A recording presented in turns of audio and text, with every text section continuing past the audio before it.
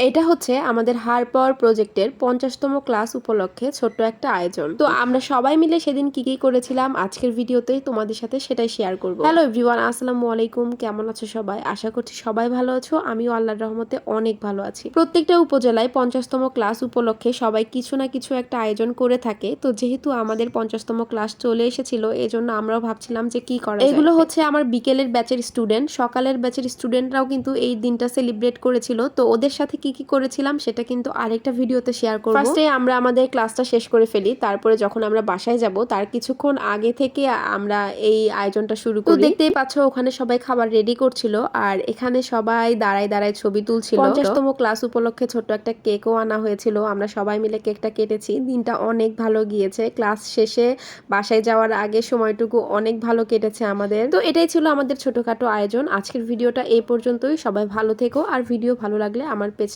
অবশ্যই ফলো করে দিও।